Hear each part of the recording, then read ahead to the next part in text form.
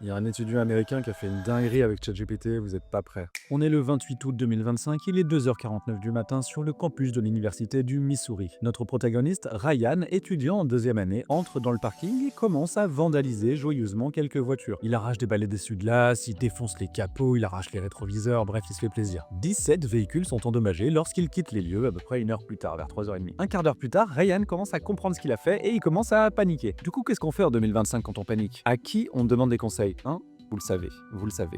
À ChatGPT, bien évidemment. Il explique qu'il était en train de rentrer soirée, qu'il était bourré, qu'il a commis des actes de vandalisme avec d'autres personnes, et il pose sa première question légendaire: est-ce que je vais aller en prison? Bon, alors ChatGPT, vous connaissez, lui donne toutes les infos générales sur la loi, ce qu'il risque, etc. Et puis le gars donne de plus en plus d'infos. Et si j'avais pété les vitres de plusieurs voitures, ça changerait quelque chose, ChatGPT? Puis Ryan continue avec des questions très louches, du genre ChatGPT, est-ce que tu sais si mon université a des caméras de surveillance sur le parking? Et là, Ryan y comprend qu'il va se faire attraper en fait, assez vite. Et là, l'officier de police Austin, en charge de l'affaire, commente: À ce stade, il semble que Ryan commence à perdre pied. quand il comprend qu'il va se faire attraper par la police, oui, Ryan pète un câble. Il commence à menacer physiquement ChatGPT. Il l'insulte avec des insultes racistes. Il évoque le fait qu'il va se venger si ChatGPT l'aide pas plus. Il le menace même d'agression sexuelle. Bref, la conversation prend un autre tournant complètement et même ChatGPT recule en lui disant: bon, tu ferais mieux d'appeler les autorités compétentes, voire même un psy. En fait, dans un élan de colère, Ryan dit même: Non mais je comprends pas, j'ai fait la même chose l'année dernière en première année et je me suis jamais fait griller. Pourquoi je me ferais griller? Tu fais ça juste pour me faire peur en fait. bref, vous vous souvenez de ma vidéo où je commençais en disant ChatGPT n'est